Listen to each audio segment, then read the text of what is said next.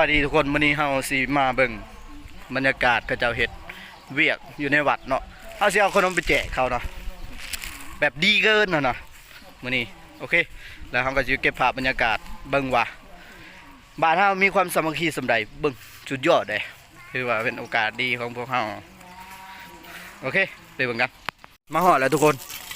ก็เอาขนมไปให้เอาขนมเนาะแจกยายกันเด้อเอาขอบใจโอ้อันนี้คือให้งานไอ้น้องบ้านเฮาเนาะมาสวยกันในการเห็ดเดี๋ยวจังน้อยเฮาสิเก็บภาพบรรยากาศ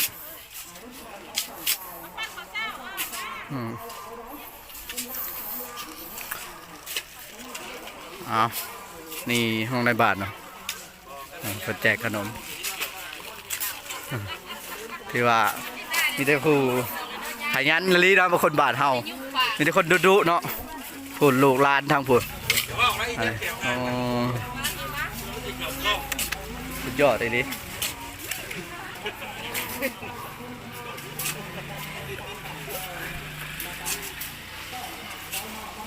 ก็คือเฮาได้แจกขนมให้เขาเจ้าแล้วโอเคเนาะโอ้อ้าวให้กันมาวะเอามายืนให้กำลังใจเขาเนาะอ้าวบริเหตุประกาศยืนให้กำลังใจ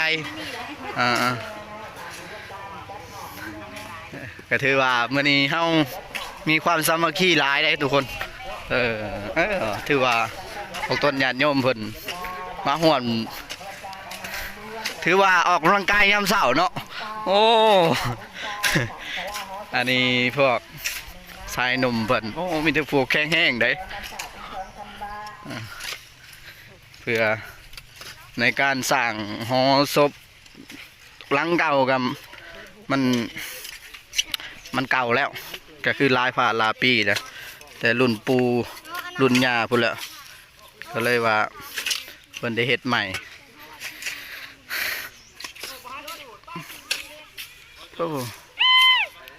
โอเคบ่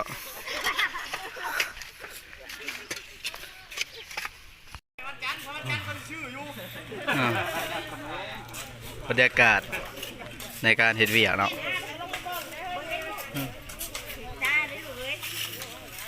มีทั้งผ้าทรงเฮามาสวยโอกาสโอเคเลยบรรยากาศสู้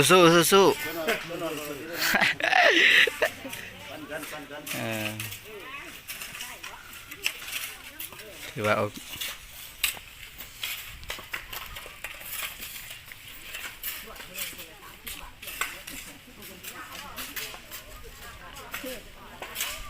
ใน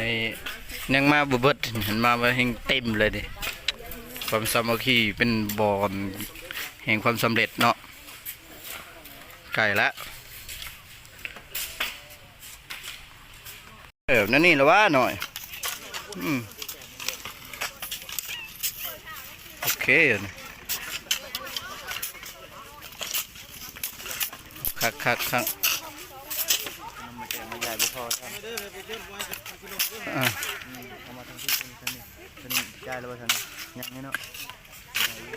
โอ้แดดเหรอโอ้เดี๋ยวขอเหยียบเอาเหยียบลงมาแล้ว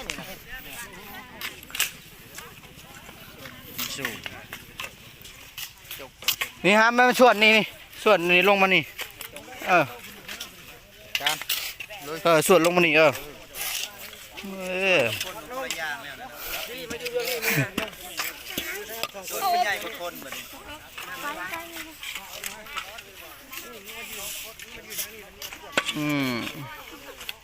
เนี่ยคุณมาใหม่อีกเมื่อกี้นี่บักทองใหญ่อันนี้อีกไม่อีกนี่ทำสิกินแล้วสุดเจ้า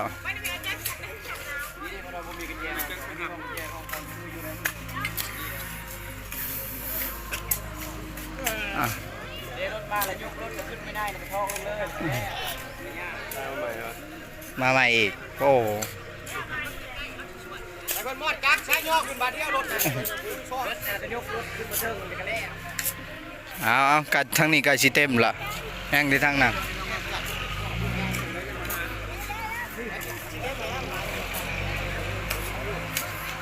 สู้ใกล้สิเต็มแล้ว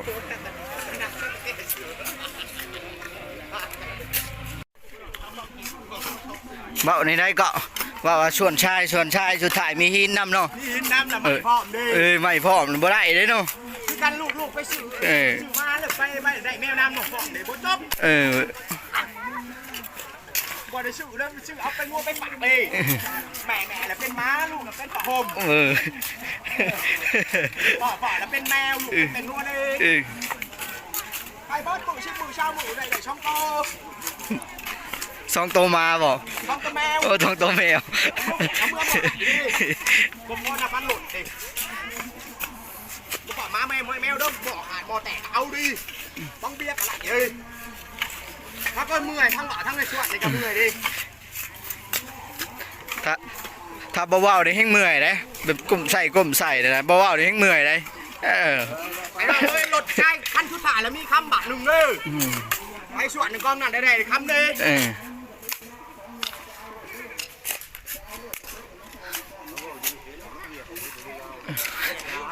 ลาวสรุปแล้วลาวเหมือนเวียดเนี่ยนี่มันร้องเพลงฮันมันร้องเพลงมันมีลาวร้องเพลงกันเวียดอันนี้มันชื่อหมอที่ไม่เก่งแต่ว่ามันมาแก่เดี๋ยวมันเนียนแล้วมันเวียดมันเบิ่งเวียดแล้วมันเบิ่งลายเลยได้แบบนี้เนาะลายพอดีแบบนี้จากนั้นยังมาใหม่อยู่เป็นไอดอลแต่ละคนหากินด้านนี่คุณจะแก้ออกคนจะแก้แป้กับมวนไปเลยเดินตลกเลยชักคุ้มไปเลยไปหน้าเลยกล่าวว่าวันใกล้สิแล้วเลยทางนี้เต็มเลยยังอีกยังหน่อยเริ่มตลกที่5ไปหนาวิธีเลยใกล้เบิดแต่กล่าวพิษประชาทัศน์ก่อน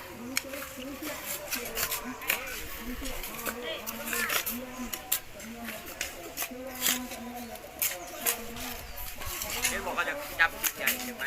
ไม่ได้ไปชาไทยไปทำลาวชาไทยปีบรรยากาศเนี่ยคู่มาสวยได้เนี่ยคู่เรื่องลาวไปชาไทยถ้ามึงเนี่ยคู่โอ้ยังคู่นี้เอาให้งานแต่เสาร์เลยกดบันดุโอ้ดีสาวหน่อยพลสวรรค์ได้ดิที่ผู้งามๆอ๋อ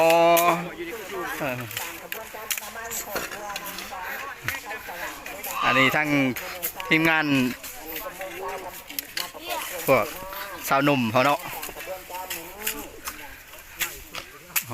โอ้สุดยอดเฮ้ยสบายดีได้ยังไงโอ้ทางนี้ใกล้สิเต็มเลยอ๋อทุกสุดยอดพอว่ามีผู้นี้ได้อยู่ส่วนก็ยังได้เนาะโอ้แน่นอนเลยโอ้สุดยอดสุดยอด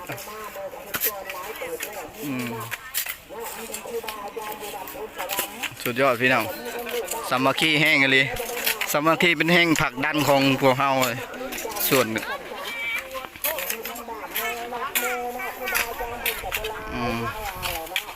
ไอซิเต็มเลยทุกคนผ่านไปประมาณ30 นาทีซิเต็มละเป็นผ่านไปนะ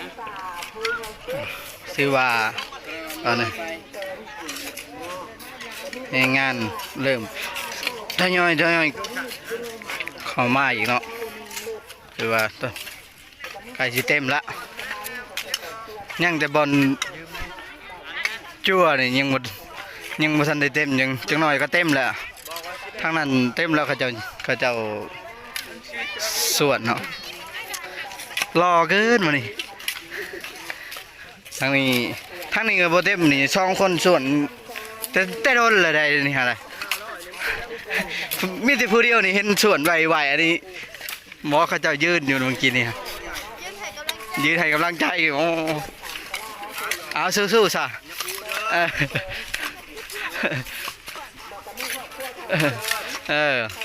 เอาส่วนบัดนี้ยังทางนี้อีกเนี่ยเนาะทางนี้ก็ยังบ่เต็มเพราะว่าเบิ่งมีแต่เด็กๆนี่นะส่วนมันทางฝุ่นก็เต็มแล้วยุนยาคูน้ กายสิอันนั้นละส่วนบางคนบ่พอกันเนาะคนหลายกว่าส่วนมันส่วนหลายกว่าคนเอาสู้ใกล้สิแล้วละ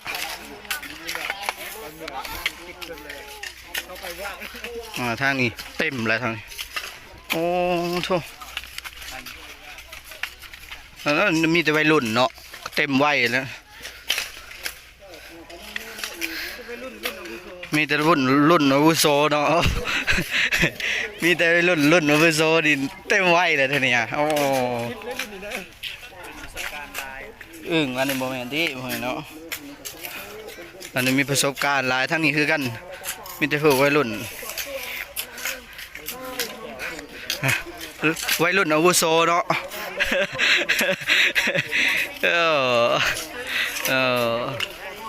เอาคือว่าตอนนี้สูงขึ้นล่ะวัยรุ่นอาวุโสโอ้ยคนเต็มที่เลยโอ้สุดยอดเลยมันดุดันเองเลยเนาะดุเดือดอีกอันนี้ก็วัยรุ่นคือกันได้วัยรุ่นยังกำลังอะไรนะ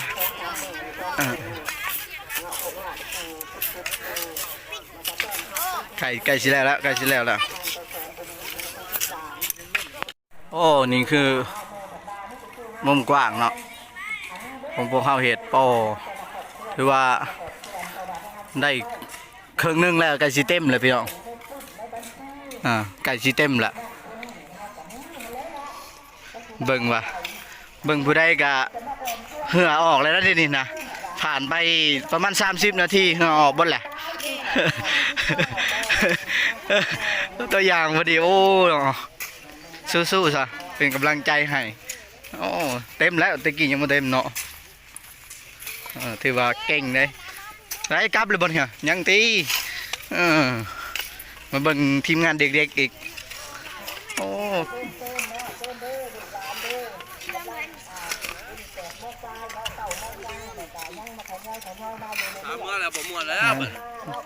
ยังบ่ทันเมื่อตีไก่สิเต็มเลยเพิ่นคืออ้อมๆนี่ซะเนาะเมื่อยแล้วบ่เมื่อยยังบ่ทันได้ส่วนยังฉ่ำโอ้จุมเจ้าหาตัวผ่าได้ยังบ่ทันส่วนยังก็ฮะบ่ได้ตัวบ่โอ้ยคือเต็มเลยทางนี้มาเบิ่งทางเนาะไปกินเบิ่งทางตรงเขาเจ้าท่าน้ำมาดิสิเอาน้ำมาใส่บูม